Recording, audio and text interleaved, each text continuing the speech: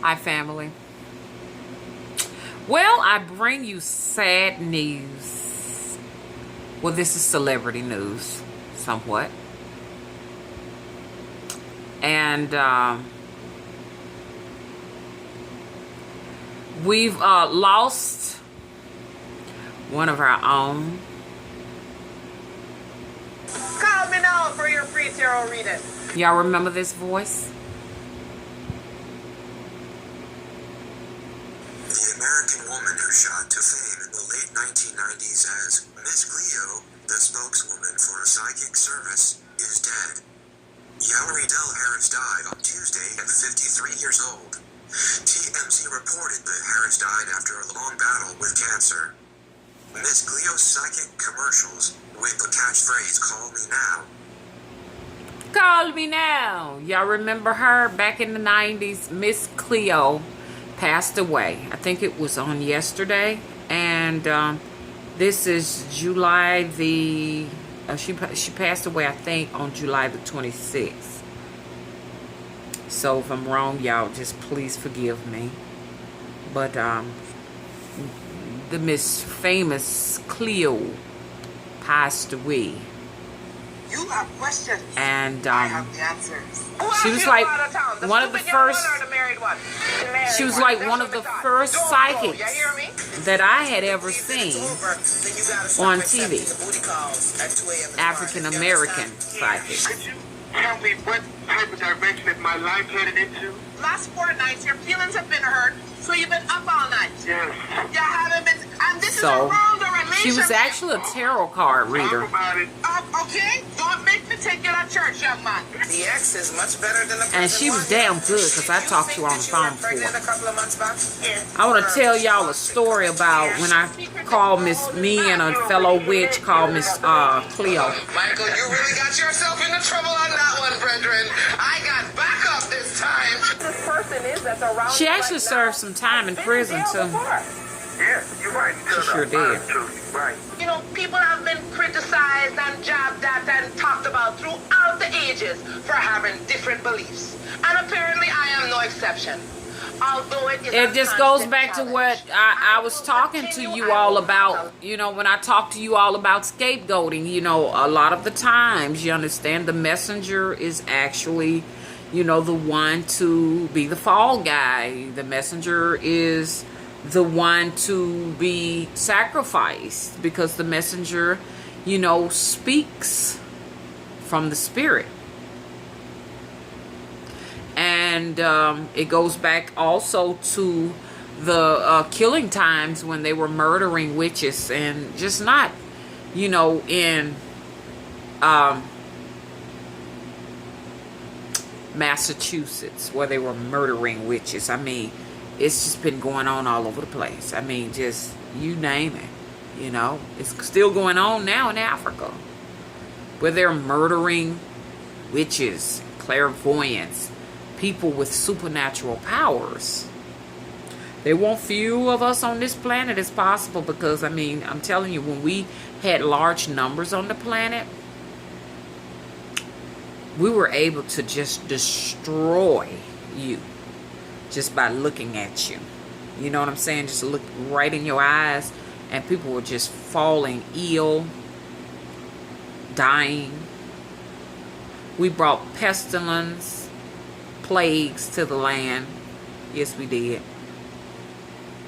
We did. But even when we were bringing love and nurture to the land, food to the land, replenishing the land, we were being scapegoated and sacrificed because of the witches that actually brought death and famine. So it was a two-edged sword. You know what I'm saying? So we have very few numbers here. We have people hiding for a very good reason. And in a sense, you know, I don't want to talk too much about it, but Miss Cleo was a big sacrifice. She really was. I don't want to get into what happened to, I mean, what she may have caused in her life to have actually spent that prison time. I won't go that far into it, but I will say that She put herself out there and on national TV. So she was one of the biggest sacrifices out there, you know, because people are looking for witches, man. Witch hunts, they haven't gone anywhere. You know, we just have modern day witch hunts now. They're a little bit different, more sophisticated than the ones in the past, but they're out to get us. Oh gosh, I'm to blame for every single person's problem in social media. It's just funny how you don't know anybody on social media. You may know of them or they may know of you, but you don't personally know anyone unless you're in their physical space, in their home, you know, in their life.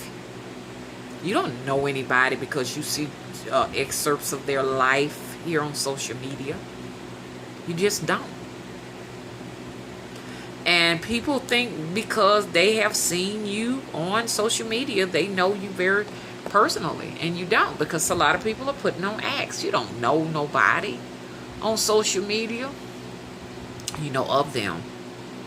But I am to blame for so many people's problems on social media. Me and all the rest of the psychics and clairvoyants and you know, supernaturalists out there. Because you got to realize these are people who are looking to deflect. It's difficult to look within when you have issues in your life. But it's so easy to look outside of yourself for the solution, for the problem, for the whatever, you know. But we are all our own enemies, our own worst enemy. Everybody who's looking at me, you are your own enemy. It's true. You have brought more pain and misery to your life than anyone on this planet. And I know y'all gonna thumbs it down. And the people who thumbs it down, these are the deflectors. These are the people who seek scapegoats. I've done it before too. Because it feels better when you can say, hey, look, she is the problem. He is the problem. It's not me. I don't want to look at myself. It's hard. I don't want to look in that mirror because I don't like the way I look. And I'm not talking about physically, okay? I'm talking about looking at all of the shortcomings, the damage, the destruction in your life, the mess, the shit, the piss, the funk of what you have within yourself that you just can't find a way to clean up. You can't clean it up. You don't want to clean it up because it's not you. It's them. The world did this to me. The world cares nothing about me. It tramples on me and use me like a dirty dishcloth. Why do people do this to me? Look, let me tell you something. No one has to do anything to you. All my friends that I meet and that comes into my life are shit. You don't have to be friends with those people. All of the men that come into my life treat me like dirt.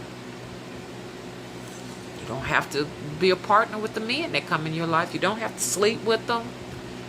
You don't have to have them in your physical space. We choose. It's not about what the universe is attracting to you. It's not about what, you know, you are attracting to yourself. That's not the problem. The problem is the fact that you entertain it. If the universe keeps sending you rocks instead of gems, you can tell the universe, I refuse to accept these rocks. I don't want them. But when you take the rocks, then guess what? The universe got more rocks for you. When you stand up for yourself and you show the universe, I refuse, you understand, to take less than, then guess what? It don't have to send you anything at all that you don't want to accept. It can just send you a boatload, a truck full of, a dumpster truck full of rocks and glass Shattered glass. You understand? It's up to you whether or not you're going to accept that shit. I tell the universe today, I refuse to accept trash. I don't want it in my life. I don't care how much of you dump here. I am going to walk away. I am not physically able to clean it all up, but I can walk away from this shit. You know what I'm saying? So I choose to be alone. Fuck it. You know? But I said all of this to say this. No one is responsible for the hell and the misery that you're living in but yourself. I don't care what your mama did to you. I don't care. I don't want to hear what your daddy did to you. If you're over the age of 18, now it's time to seek some damn therapy, get some self-help books, go to some self-improvement seminars, do something for yourself besides waddle in your pity. People hate victims. People hate. That's why they put victims up on the witness stand and treat them as if though that they are the perpetrators, the suspects, the predators, because people hate victims. They really do. And don't get mad with me because I'm the messenger. I'm just telling you the world. Goes back to scapegoat. What, you gonna scapegoat me? You gonna sacrifice me? Well, do what you want to do. You can sacrifice the person in social media, but you can't touch me physically. You can't get to me mentally. You can't touch me. Because no matter what you do, you can tune me out. You're still gonna be fucking miserable. Because you got a boatload of shit you got to clean up for your damn self. Hello? You caused that.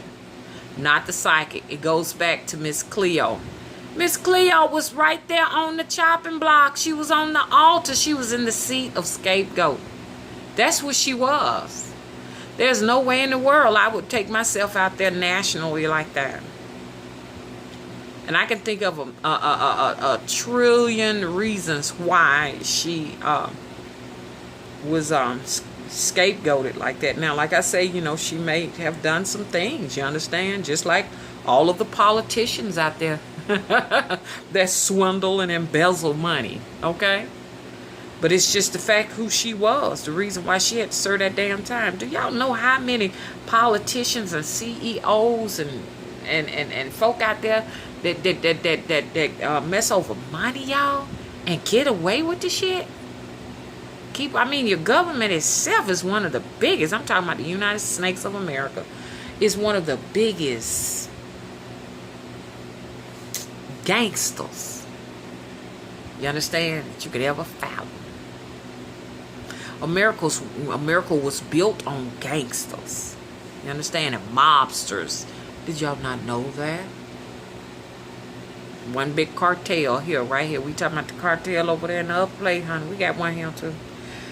But that's besides the point, honey. We trying to find everything outside of ourselves. You understand? To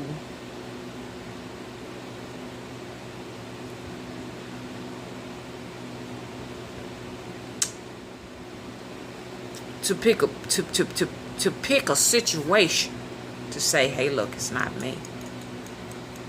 I am not a failure. But you are. You can't admit to your own wrong. Your own wrong. You're a failure. That's what you are. You're a failure.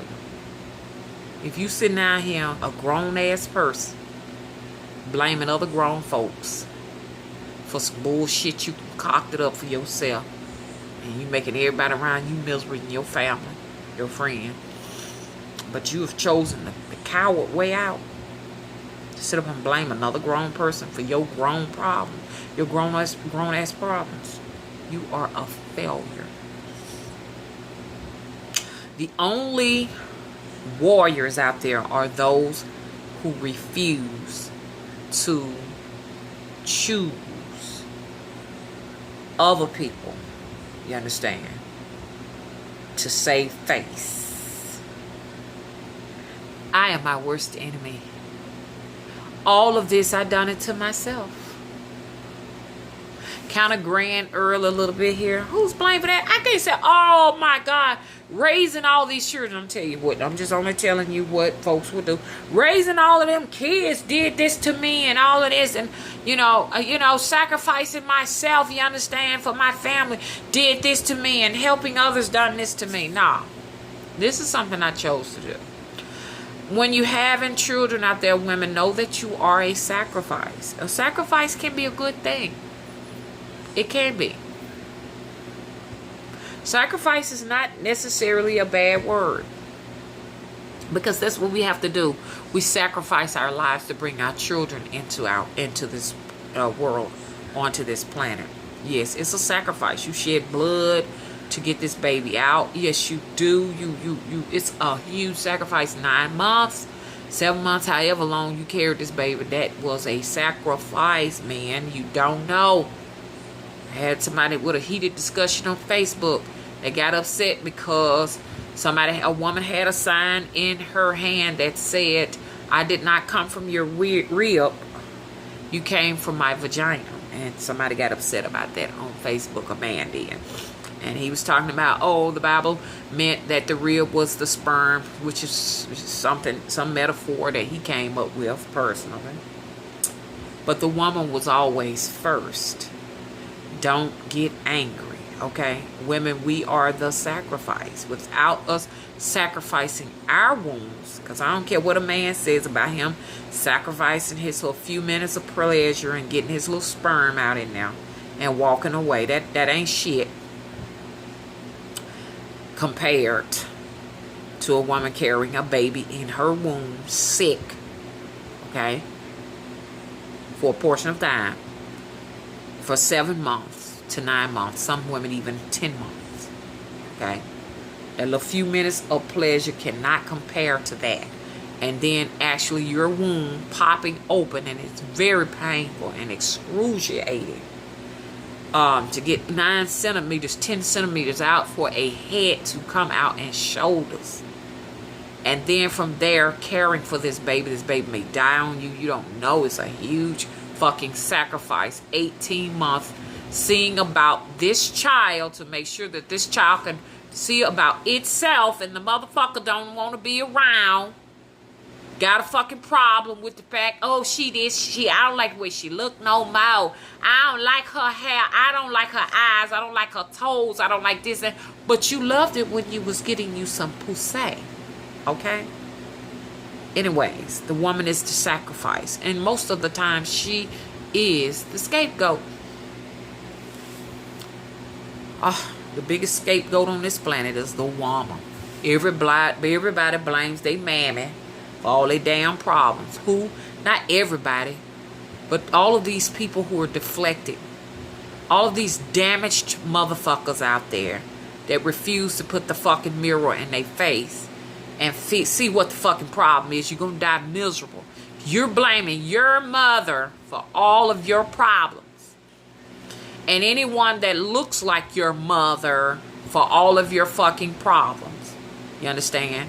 You will fucking feel it in the afterlife when you die. Fix the fucker while you on the planet. Don't wait to die to fix the shit, because you got to come back and repeat the shit, and probably be a woman if you a man to get shit straight. I do believe in reincarnation. And I'm really talking about these men out here who blaming their moms. That's not the way. Look at yourself. It's you. You understand? Don't get me wrong. Bad parenting is a bitch. You understand? But now you're grown. You have the capability to go out and get therapy. Go out and seek some help, some Reiki or whatever you choose, some alternative medicine, traditional medicine, modern day medicine. You decide what you want. Okay?